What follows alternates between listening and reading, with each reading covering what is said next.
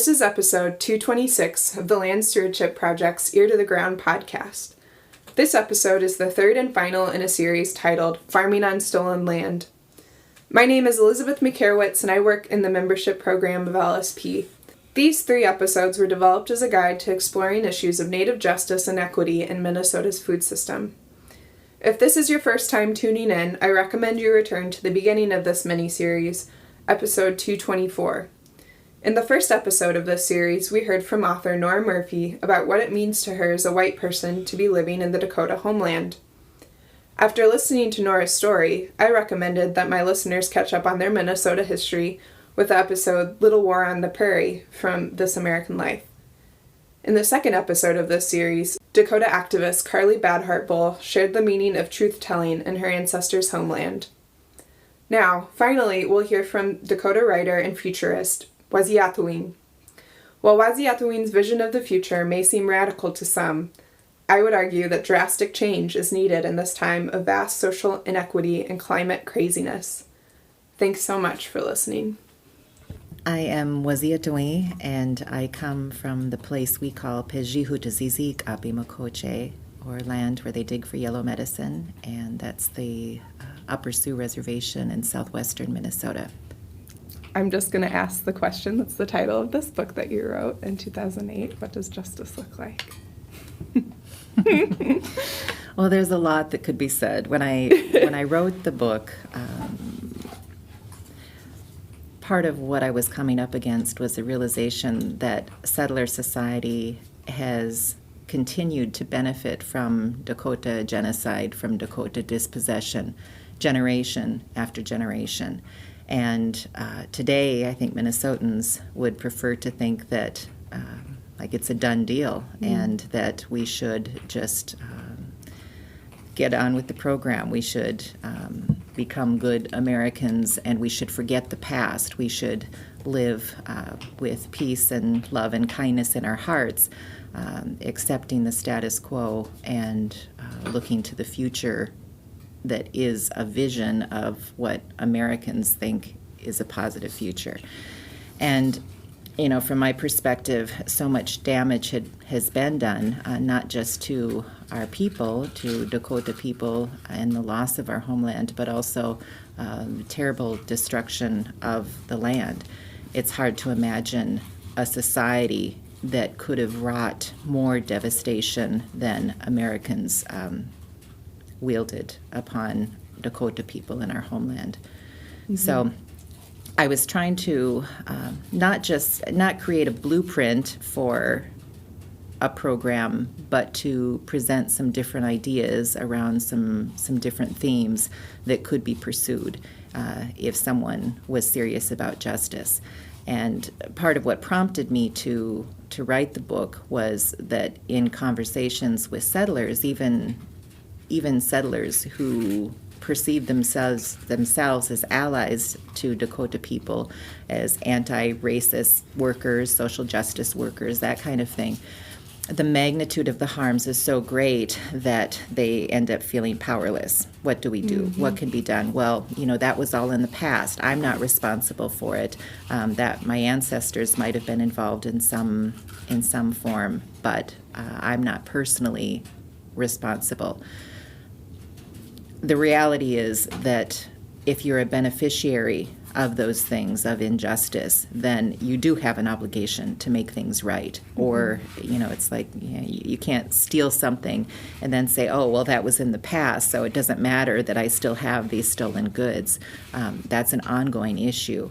And I wanted to provide some possibilities, some avenues that people could pursue towards justice without being immobilized by this overwhelming problem or guilt, I think, that accompanies that. I wanted some concrete solutions. These are things that can be done. Yeah. So that's what the book was about. Yeah.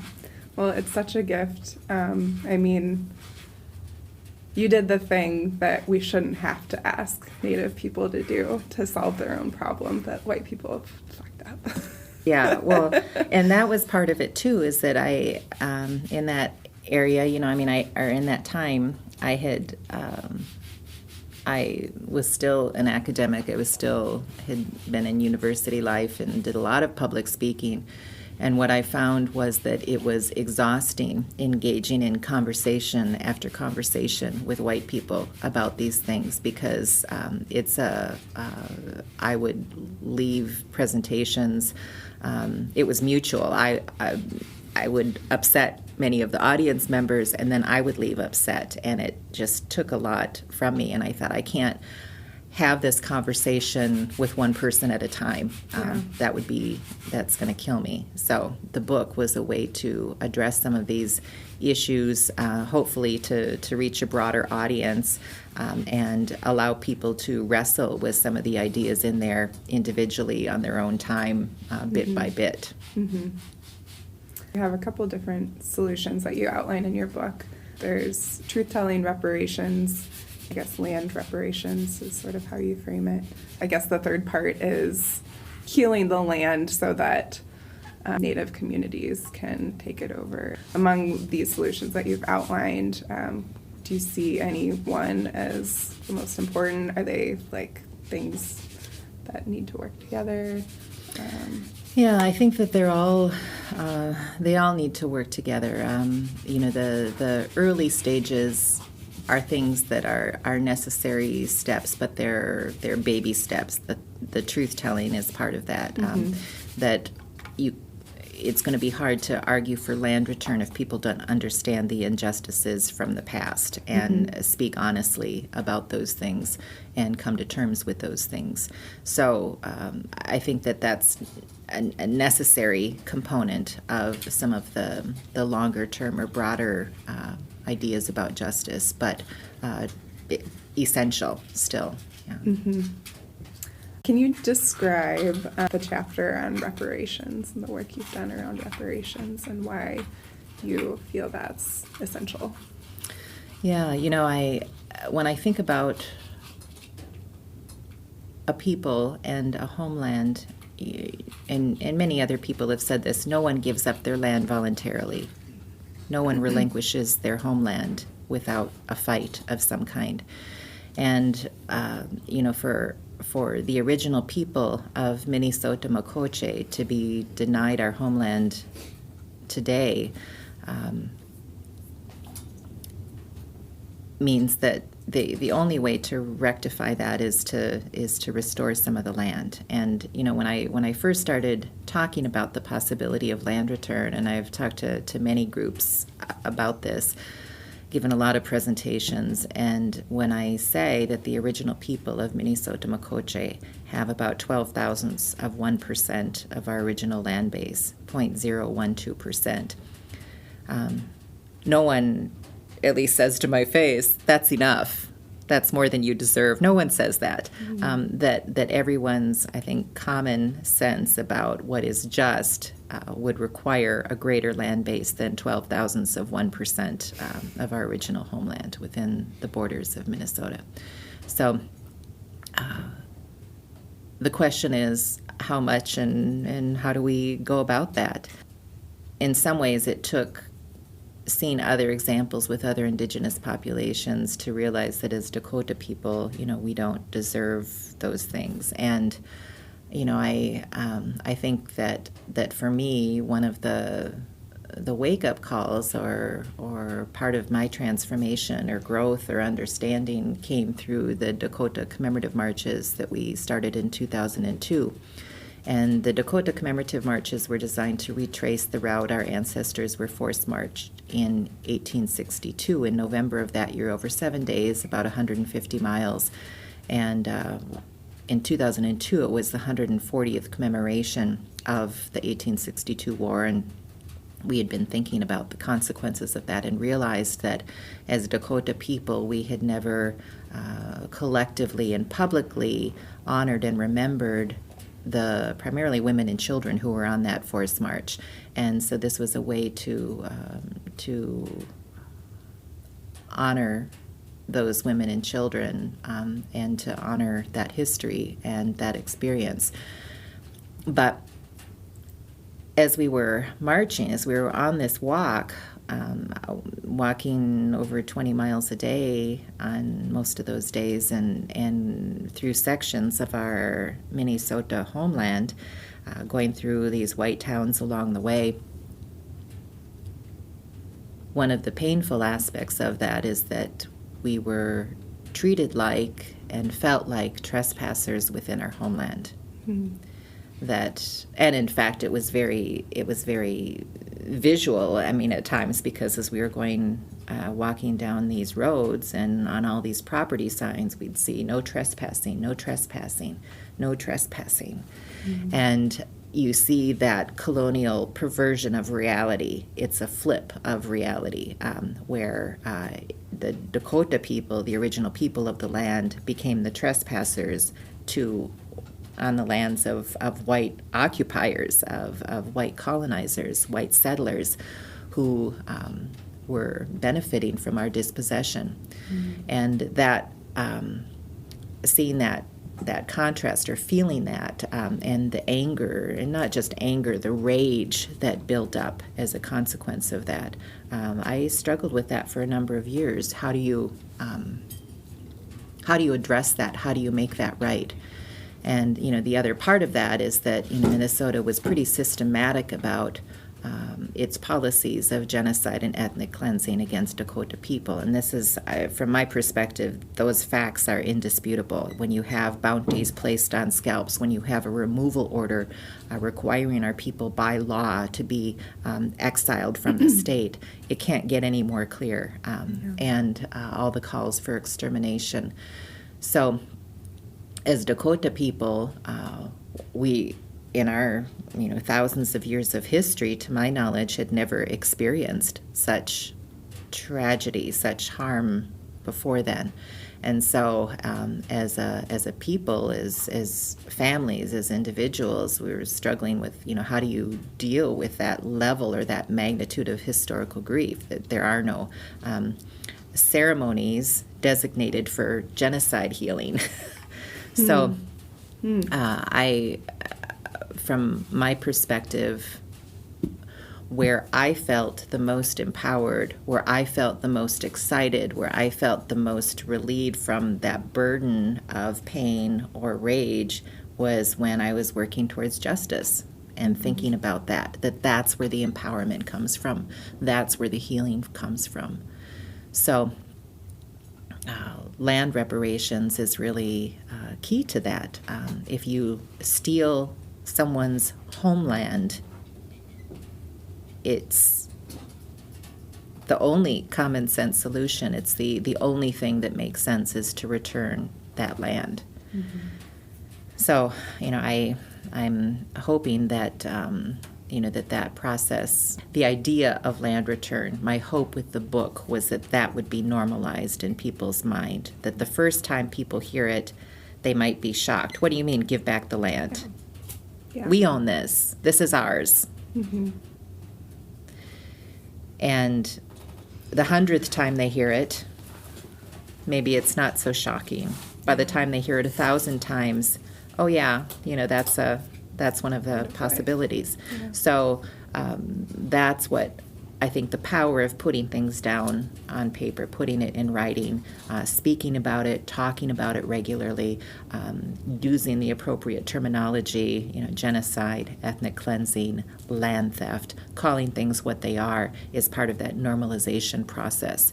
And I think that too is an essential step on that pathway to justice. Mm-hmm. Yeah.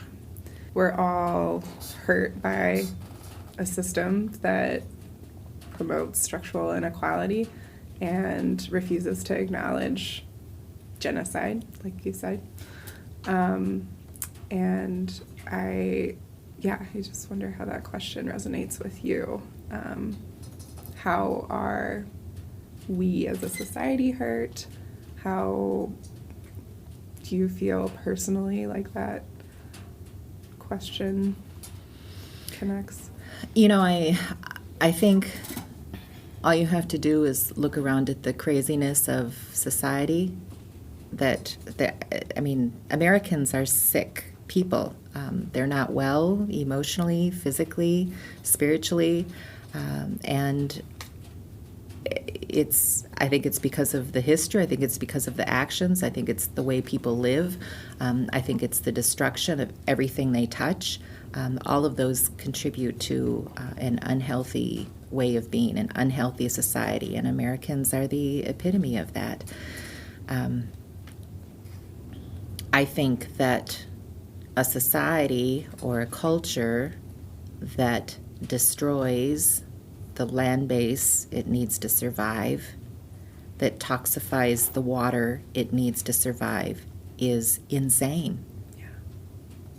I mean, I think that there are a couple of things, or lots of things at play, lots of ideas at work, lots of myths that underlie this society that are particularly harmful, particularly damaging. Obviously capitalism is a problem. If you have a system based on a paradigm of infinite growth, that cannot be sustained. That's inherently unsustainable. It's inherently damaging, and it's about short-term goals. I mean, really limited vision, and a narrowing of vision that is childlike. It's a real problem.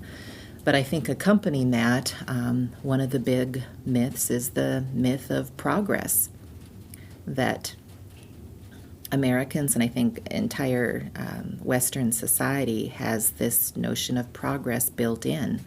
And if you believe in progress, you believe that things are going to get better and better, that there's going to be something called advancement, but advancement towards what? Towards more luxury, more exploitation, more destruction, more global warming, more climate chaos. I mean, really, what is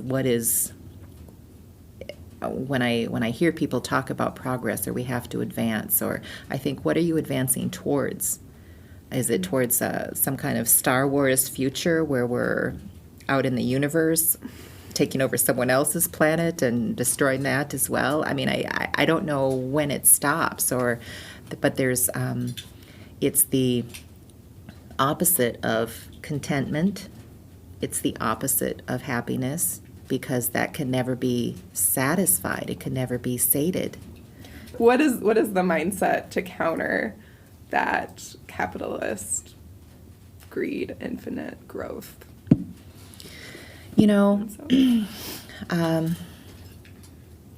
I think indigenous societies around the world offer the only worldview, the only framework that is viable, that's sustainable, that's long-lasting. It's indigenous people who have been able to live on the same land base for thousands of years without destroying it.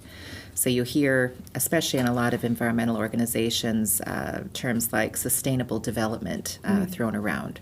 Sustainability in that context is still something that's very short-sighted. We're talking, 20 years, maybe 50 years. But the kind of mindset that allows a people to live in one place over thousands of years is the kind of long-term vision that we need. And of course, indigenous societies are rooted in many common values. One is a belief that everything has a spirit, everything is alive, everything is worthy of respect in its own right, not for our purposes of exploitation. And when you look at all of creation as relatives, you can't exploit in the same way. Mm-hmm. So part of it is about living those values, trying to live those ideals, I guess. And that's where Western society offers nothing. Yeah. There is nothing underlying Western society that's sustainable over the long term. Mm-hmm. That's why we need to get rid of it, and all of its systems and institutions and structures. Mm-hmm. They cannot coexist with a finite planet, period. Have you done much thinking about food system sustainability? Well, I've thought a lot about it in terms of indigenous people, and specifically Dakota people in Minnesota. something I really struggle with, really wrestle with, and am really angry about. I look at my home community of Upper Sioux, and we have, roughly about 2,000 acres of land within our reservation, which isn't enough to even provide housing for all of our community members. And what I often say is that if our people had to rely on the food that's either produced on our reservation or available within the boundaries of our reservation, we would starve within a matter of days. And over the long term, we would become very sick because the Minnesota River that runs through our reservation is toxic. The fish are toxic. The turtles are toxic. The plants are toxic. And that is absolutely heartbreaking. And so when I say that it's hard to imagine a society or a way of life that would be more destructive than Americans have been within Dakota homeland, I mean it. A nuclear bomb would be less destructive than what Americans have done to our homeland. So in Minnesota, 90% of the wetlands have been destroyed. 98% of the big woods of southern Minnesota are gone. 98% of Minnesota's white pines are gone. 99% of the prairies are gone. And when will Minnesotans say that's too much? Apparently not yet, because everything is still in place. So for Dakota people who've experienced genocide, who've experienced land theft, dispossession, experienced exile, when we think about food within our homeland, even those foods that are typically characterized as indigenous are associated with the Ojibwe. Wild rice, maple syrup, sugar bush camps. As Dakota people, we don't have access to our old ricing grounds anymore.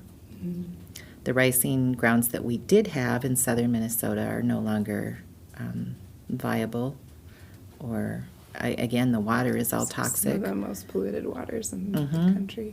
Yeah. And so in terms of food, we've been devastated, and that's one of the reasons why I call for justice as well, because it's incredibly unjust, and in fact, in my mind, it's just another form of modern-day genocide when the original people of the land don't have access to food. What do you say to the person who tells you, what are you talking about? There are farms everywhere. I'm driving through farmland. There's food everywhere. We produce more food than, any other part of the country. What do you say? I would say more food would be produced if they stopped monocrop industrial agriculture. That the food sources that were there, and there was an abundance of food sources and all the different ecosystems within our homeland prior to colonization, and if those were intact, there would be an abundance of food. But it's the particular system to grow, corn, soybeans. I mean, that's the problem. They're responsible for the destruction of those other food sources in favor of these food sources that are used as, mostly additives. It's not like people are eating corn around the world. They're eating corn products, corn byproducts, and also contributing to poor health around the world. In the meantime, they're destroying the topsoil. They're draining the water, changing the hydrology in whole regions of our homeland when we live in a time that is particularly uncertain with climate change and global warming, where we should be trying to keep as much of the water in the land as possible. And farmers around here are draining it all away so that they can plant more. So in your book, you see it as white people's responsibility, maybe the state of Minnesota's responsibility to repair the land, to get it into shape so that it can be turned back to its original owners. Can you describe what that process might look like? You know, there are some aspects where I think that that's necessary, and I think about, for example, nuclear power and nuclear production, nuclear storage, where I think it would be another crime to hoist the responsibility for managing or dealing with those toxins on Dakota people, on original people, that's outrageous. But with most of the harms that have been done, and my husband and I have talked about this a lot, that the land would heal itself, the water would heal itself if it were just left alone and people would stop adding toxins, stop harming it, that the earth has the capacity to heal herself, and that will happen. All people have to do is stop. Yeah. But it's because people are invested in maintaining industrial civilization that they continue on. And that seems like too big a sacrifice for them to just stop, just stop harming. And so as you're looking at doing some edits for the fourth reprint, what are some of the things you're thinking about adding? I'll probably do a little bit about the nonprofit that I've been working with, and in terms of land, a little bit of background about that. So after the book came out in 2008, it was in 2009, I was meeting with a group of white solidarity activists in the Twin Cities area, and they were asking questions about the book and, you know, about land and about how to go about returning land or getting land back to Dakota people. And, you know, they said, have you ever thought about buying back land? I said, well, you know, yeah. In fact, all of our reservation communities in Minnesota have gone through that process of purchasing land. But I was interested in justice, and I said, from a justice perspective, when we have to buy back the land that was stolen from us in the first place, that certainly does not represent justice in my book, and I think most people get that. And I said, in fact, it only adds to the long list of harms that have already been done. And so they said, well, what if we raised money to buy back land for Dakota people? And I said, that would work. That works. So they got to work, and, you know, that group of solidarity activists they were mostly anarchists without a lot of means, financial means, but they organized the first event, which they called an Evening of Reparations, and that was held, I think it was December of 2009, and so it was a fundraising dinner and silent auction, and they did all the work. They got the items donated would be auctioned off. They did the cooking, you know, they ran the event that night, and people came, and they contributed, they donated. And I think it was a couple $1,000s that they turned over to the nonprofit I had at that time, Waziyatawin, and that was the start of a land project. And since then, that land project has its own 501c3 status now, and it's called Makoche Ikikchupi, which we translate as land recovery.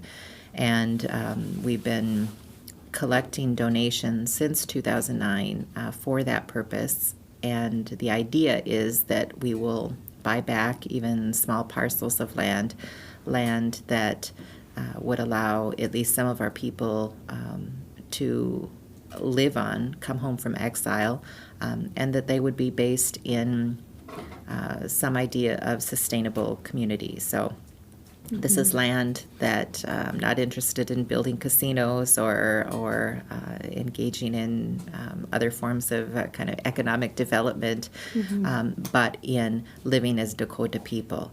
So reviving traditional practices, ways of living, ways of eating, ways of praying, ways of teaching our children, all of those things. And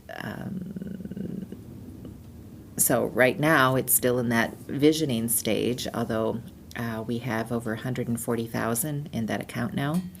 And I'm actually looking at some land in near Lower Sioux right now as one potential possibility for our first land purchase. So that, from my perspective, was one way that settlers who are beneficiaries of genocide and ethnic cleansing can contribute in a concrete way, a tangible way, to help Dakota people recover land. Are there examples of that happening in other parts of the world, country? There are. I had first heard about, and I write about some of this in What Does Justice Look Like? I wrote about Tom Porter's community, Mohawk community out in New York, and they actually got that land base from an anonymous donor, helped them purchase that land.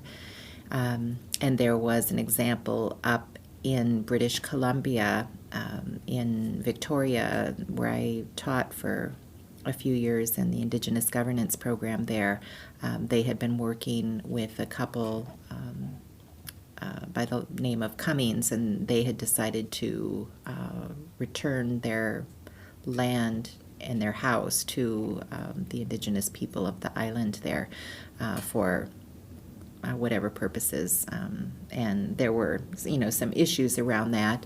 It wasn't, and to my knowledge, that, one of the woman, Marion Cummings, is still living, and so upon her death, that land would be turned over to, I think they called it the Sacred Land Project. So those were the first couple examples that I knew about and wrote about in What Does Justice Look Like? But just about a year ago, I was out in Washington State, and I was invited to speak there in the Seattle community, and they were really working. It was a church community out there that was interested in working towards justice issues that dealt with, some of these historical harms with local Indigenous populations. And they said, are you familiar with the Duwamish campaign for back rent? I said, no, I'm not. So you can Google it.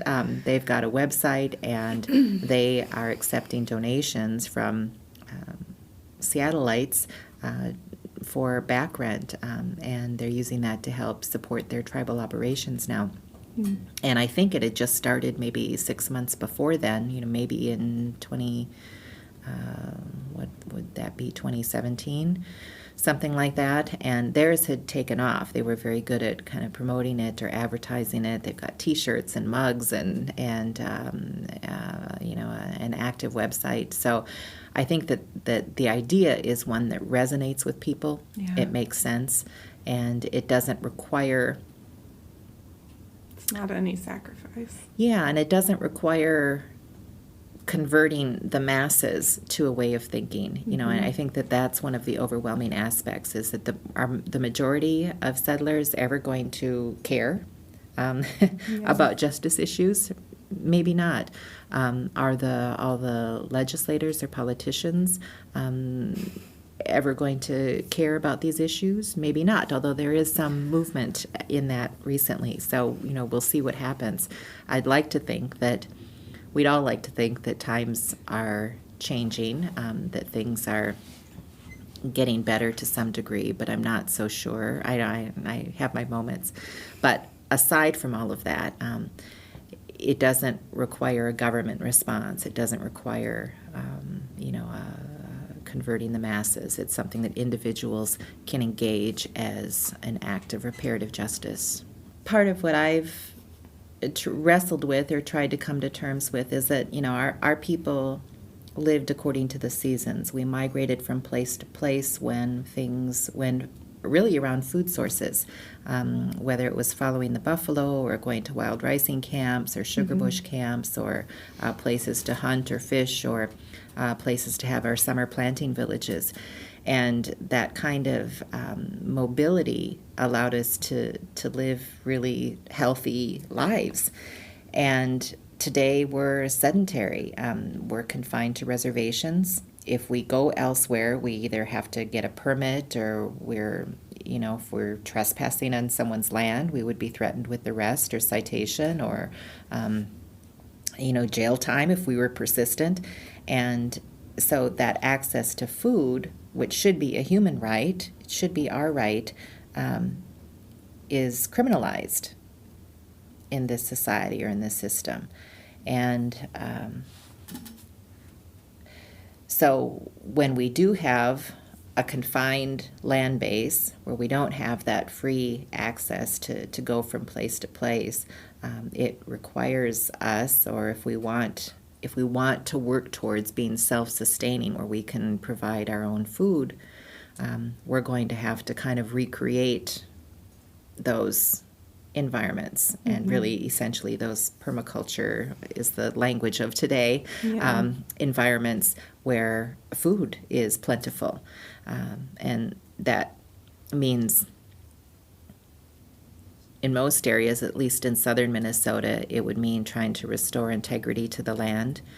First of all, I would be trying to bring back diversity, to attract the wildlife and the food sources that our people relied on. It would require a lot of planting and care for those things, and then the regular kind of annual gardens for the things that our people grew traditionally. We're having to live differently or think about that differently because we're in the context of being under colonial occupation. Yeah, what are Dakota foods to you? How do you connect to your food traditions?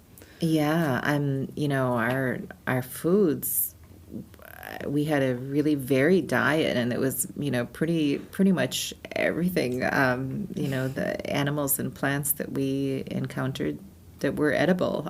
So, it was big game, like bison or buffalo and deer and elk. I used to be in Minnesota, and small game, fowl and rabbits and whatever was around, fish, and then a lot of plants and berries and nuts and roots and and then we had gardens as well. So corn, beans, squash, all of those things, and it was, in my mind, the perfect life. People were healthy. To wrap up my interview with Waziyatawin, I asked her to read an excerpt from her book, What Does Justice Look Like? Decolonization requires the creation of a new social order, but this would ideally be a social order in which non-Dakota would also live as liberated peoples in a system that is just to everyone, including the land and all the beings on the land. Thus, Washichu people need not fear the empowerment of Dakota people. When we are lifted up and our humanity is recognized, everyone will be lifted up. Those of us clinging to traditional Dakota values are not interested in turning the tables and claiming a position as oppressor, as colonizer, or of ruthlessly exploiting the environment for profit. All of you today are in a position to help us rehabilitate humankind, but it has to start here, right here in Dakota homeland. Do you have any feelings on that passage? Have they changed at all in 11 years? It has changed. I think in general I'm not as optimistic as I was, and I was not optimistic when I wrote that book. I was to a certain extent. I believe more firmly now than ever that indigenous ways are incompatible with industrial civilization. Any pockets of hope anywhere? Well, I think that from a Dakota perspective, and part of us living in an Earth Lodge today is about figuring out how we can weather the coming changes and listening to to the land, doing what we need to do for our part. Thank you so much for listening to this series, Farming on Stolen Land. And double thank you to my interviewees, Nora Murphy, Carly Badharpel, and Waziyatawin, for taking the time to share your knowledge with me. My hope is that these interviews sparked more questions than answers from you, my listeners. I know that was certainly the case for me. I intend to continue learning and sharing this knowledge as much as possible about how to achieve justice on the land and create a food system that is more equitable for all.